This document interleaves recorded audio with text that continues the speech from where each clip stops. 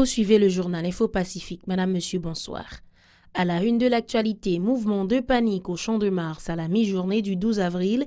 Des barricades de pneus enflammés y ont été dressées, un camion a été incendié et d'autres véhicules ont essuyé des jets de pierre. Le parquet de Paris annonce l'ouverture d'une enquête sur l'enlèvement des religieux français à la Croix-des-Bouquets. Elle a été confiée à l'Office central de lutte contre le crime organisé, a-t-on appris. La conférence épiscopale d'Haïti et la conférence haïtienne des religieux en colère suite au kidnapping des 10 personnes, dont 5 prêtres et 2 religieuses à la Croix-des-Bouquets dimanche. Les employés de l'hôpital Bernard-Meuse observent un débrayage pour exiger la libération du docteur André Junior Vallembrun, enlevé le 10 avril à Delma 75.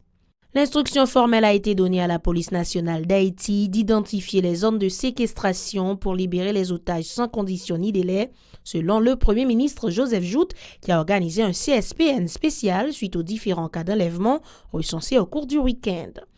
Décès le 11 avril de l'inspecteur divisionnaire Jean-François Soulouk, blessé par balle lors d'une attaque des bandits le 10 avril à la rue des Miracles au centre-ville de Port-au-Prince. Des élèves ont gagné les rues de la capitale et ses environs lundi pour dénoncer l'insécurité grandissante et réclamer la présence de professeurs dans les salles de classe. Ils invitent le gouvernement à rémunérer les enseignants et des militants de l'opposition entendent toujours se mobiliser contre le pouvoir. Ils projettent d'effectuer 7 tours du Palais national contre les projets dictatoriaux de l'exécutif.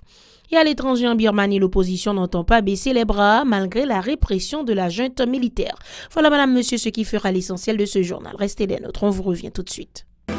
Si vous jugez que cette vidéo est intéressante, n'hésitez pas à liker et partager la vidéo. Et surtout, n'oubliez pas de vous abonner à cette chaîne et activer la cloche de notification pour ne pas louper aucune de nos vidéos. Le développement des titres, c'est maintenant une situation de tension a régné au Champ de Mars à la mi-journée du 12 avril.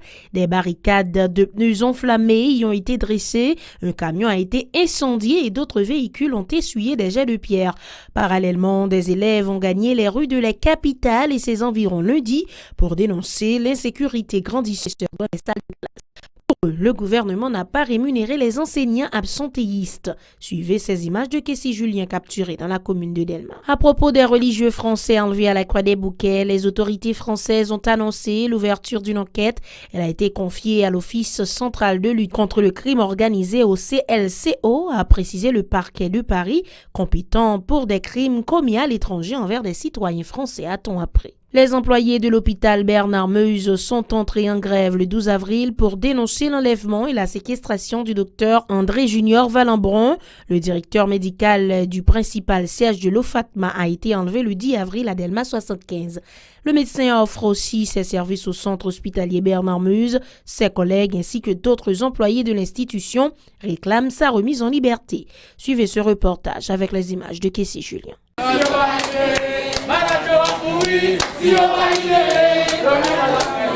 Libérer le docteur André Junior Vallembrun. Voilà en substance la principale revendication des employés de certaines structures hospitalières qui entament un mouvement de débrayage ce lundi 12 avril suite à l'enlèvement de l'un des leurs, le docteur André Vallembrun. Pour le moment, l'hôpital n'a pas en fonction. C'est qu'à extrême urgence nous recevoir. Salle d'opération pas en fonction, tout le monde n'a pas de libération docteur parce que nous tous sous stress, c'est n'a pas de libération docteur pour nous commencer à fonctionner. 1h de l'après-midi, à l'hôpital Bernard-Meuse, la grève se poursuit. Pour cause, le rapt contre la personne du docteur Vallembrun par des bandits armés à Delma 75 le samedi 10 avril 2021. En effet, à part le service d'urgence qui fonctionne, les autres services resteront fermés. Malades, collègues, médecins et le personnel médical, ils réclament tous la libération du docteur pour que l'hôpital puisse reprendre ses activités coutumières. Moi-même, c'est Stéphanie, présidente organisation LJPH qui aide des gens qui sont malades. Les gens malades, c'est la mener. Le pays n'a pas fini comme ça. Nous ne pouvons pas réduire le pays comme ça. Pour kidnapper le docteur, pour kidnapper les gens qui n'ont nous soins, qui côté au foyer nous.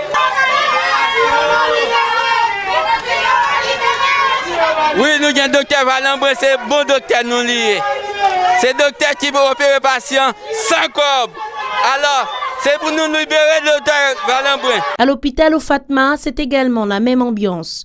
Les employés ne travaillent pas. Après avoir organisé un mouvement de la matinée pour dire non au kidnapping, les employés restent tout de même sur leur lieu de travail. Cette situation est insoutenable. Nous poursuivrons notre revendication jusqu'à la libération du docteur Valambron, fait savoir ce membre du syndicat de l'hôpital. Jeudi nous dit qu'il n'est pas possible, nous dit nous ne pouvons pas prendre jeudi là. À partir de jeudi, à soir là, nous avons un multipatum. À soir là, délibéré, de nous bloquer route aéroport, nous avons marché bloqué Benamez, nous avons marché bloqué l'hôpital qui l'a payé, il faut un docteur agent de libération. Et sur le ton de la supplique, ce membre du personnel de l'hôpital s'adresse aux ravisseurs, leur demandant de libérer son collègue. Mon frère, ravisseur, s'il vous plaît, laguez docteur pour nous, s'il vous plaît. Parce que tout le monde soin, son monde qui est qu'un en main, son monde qui est enfin, par contre, qui j'aime dit encore. Le kidnapping, grand mal qui endeuille et appauvrit les familles haïtiennes, tend à s'installer en système sous le regard impuissant des autorités. Les 10 et 11 avril, pas moins de 12 personnes ont été enlevées, parmi lesquelles 5 prêtres et le docteur Valambron, pour qui ses collègues exigent la libération. La conférence haïtienne religieuse a craché sa colère suite à la situation infra-humaine qui sévit au pays depuis une décennie. L'insécurité ne cesse d'endeuiller les familles alors que les autorités restent accrochées au pouvoir en dépit de leur impuissance, déplore la CHR. Elles sont même inexistantes considérant les principes établis autour du bon fonctionnement d'un pays, ajoute cette structure. La situation est intenable, se révolte la CHR, dénonçant le kidnapping de 5 prêtres et de 2 religieuses, ainsi que 3 de leurs proches par les gangsters des 400 Marozo à la Croix des Bouquets, selon un communiqué portant la signature du secrétaire général de la CHR, Père Gilbert Peltro. La conférence épiscopale d'Haïti a aussi condamné l'enlèvement des religieux. Les évêques sont sidérés par de tels agissements. L'instruction formelle a été donnée à la police nationale d'Haïti d'identifier les zones de séquestration pour libérer les otages sans condition ni délai, selon le Premier ministre Joseph Joute, qui a organisé un CSPN spécial suite aux différents cas d'enlèvement recensés au cours du week-end. Plus loin, le Premier ministre a déclaré que la population n'est pas satisfaite de la performance de son équipe. Suivez ces propos recueillis par Owen Sefar et Wilkins Moïse. La police tout recevoir instruction pour le dégager, identifier côté moun yo kidnappé yo pour yo libérer yo sans condition et sans délai. Faut que yo mette bandi yo tout hors d'état de nuire. On a réalisé que dans la zone métropolitaine de Port-au-Prince, après nous avons fait prendre disposition pour détenter véhicules, kidnapping nan te descend considérablement, mais pas vle dire à zéro. Mais moi te dit tout que me connais kidnappeur, y a travail pour moi. A vle dit y a travail pour bonne réponse. Et c'est ça qui est là. Mais soulagement que me gagne, moi rendre compte que kidnapping yo fait en dehors de Port-au-Prince. Nous pas satisfaits de performance nous. Dans le gouvernement, dans la police. Nous compte que la population n'est pas du tout satisfaite de performance. Non. Mais nous n'étions déjà pas satisfaits, mais nous travaillons pour améliorer la performance. Non. L'inspecteur divisionnaire Jean-François Solouk est décédé le 11 avril des suites de ses blessures par balle lors d'une attaque des bandits le 10 avril à la rue Témiracle au centre-ville de Port-au-Prince. La victime était affectée au service de sécurité de la primature depuis 2006. Il était chargé de la supervision générale du bâtiment. Les militants politiques proches de l'opposition tentent de renouveler leur tentative d'effectuer 7 tours du Palais national dans l'optique de dénoncer les velléités dictatoriales de l'équipe au pouvoir. Lors d'une conférence de presse le 12 avril, l'un des initiateurs de ce mouvement, Robert Nonson, a indiqué que le 14 avril, les opposants vont défiler dans la capitale pour exiger aussi le respect de la Constitution. Selon lui, le régime du parti haïtien tête calée n'a apporté que deuil et désolation aux citoyens au cours de cette décennie. Écoutons-le au micro de Wesley Bernard Jean-Baptiste et Kessie Julien. Annoncé le 14 avril, n'attend tout le monde devant place Constitution. Côté Jovenel Moïse besoin de changer place Constitution. Nous-mêmes nous disons non. Nous pas dans référendum, nous pas dans changer Constitution. C'est peut-être ça. Nous prenons Constitution pour quartier général nous. C'est là nous gagnons un jour pour venir pour nous dormir. Nous dit toute organisation de base, dans le quartier populaire, moun Bel-Air même qui me connaît nous en difficulté, moun La Saline, moun Cité Soleil, moun Delma, moun Pétionville, moun Cano, moun Desbosses, tout moun n'attend nous tout net. Ravinocha, n'attend tout moun net les 14 devant place Constitution. N'a fait disposition photo, toute photo massacre yo, photo victime yo. Ou bien toute photo volée qui mangeait l'argent Petro-Caribé.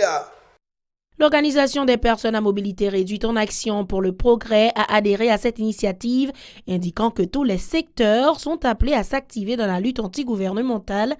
Sa représentante à la conférence du 12 avril, Sophia Lafont, invite la gente féminine à s'appliquer davantage dans la vie politique en vue d'un profond changement au niveau du réel haïtien. Ses propos. Moi, je dis femmes, mobilisation, c'est pour nous lier. Faut que la rebattre, c'est pour rebattre dans tout sens. Nous-mêmes, femmes, il y a quelques nous qui commencent à sortir. Mais c'est pour nous comprendre. Nous manquons d'intégrer nous dans la vie politique. Femmes, je ne parle avec nous. Femmes handicapées, je parle avec nous. En plus, moi, c'est une femme et je suis une femme qui vit avec une déficience. M'abdi nous, mobilisation qu'a faite là, nous-mêmes femmes handicapées, nous c'est monde qui victime plus de tout ça qui a fait dans le pays. Kidnapping programmé, insécurité, peu importe façon, c'est nous-mêmes qui plus victimes. Tout le monde handicapé, c'est pour nous intégrer nous dans la vie politique là. Pour dire nous ouais dans pays aïe. Nous demandé inclusion, nous pas voulons promener exclusion. Si nous demandons d'intégration, nous prêts pour l'égalité pour tous là. Et bien là, tout ça qu'a fait, nous supposons mettre pieds nous à terre. Présent à cette rencontre, l'activiste politique Fortuné Néhémie en a profité pour dénoncer les actes de répression dont sont victimes des organisations syndicales, particulièrement celles de l'EDH et de la PNH. Plus loin, M. Néhémie se dit révolté par le kidnapping des religieux et de leurs proches à la Croix des Bouquets le 11 avril. Il est au micro de Wissi Bernard Jean-Baptiste et Kessie Julien. Je dis, nous réalisons que question syndicale pas existé encore dans le pays. Selon l'article 35 Constitution 87 là, il y a droit avec syndicat. Je dis à nous comprendre répression que nous avons fait exactement sous syndicat EDH, la FESRED, under EDH, côté que révoqué secrétaire général, révoqué président, révoqué tout membre syndicat qui est dans EDH là. Là prend encore séant professeur. Je dis à la première répression que nous avons fait sous syndicat ancien qui donc ils sont sortis pour faire peur, pour faire courir, ils ont menacé révocation avec eux. Ils mettez à la retraite. Qui donc, je dis à nous comprendre, syndicat droit pour syndicat, il n'a pas existé. L'église catholique, te dit Jovenel Moïse, mandat fini. Et bien je dis, nous voyons que kidnapping, il visait exactement l'église catholique. Ou après, ils ont kidnappé plusieurs pères là, en moins de 24 heures de temps. Dans le week-end là, ils ont kidnappé presque 15 personnes. À l'étranger, en Birmanie, l'opposition n'entend pas baisser les bras malgré la répression de la junte militaire.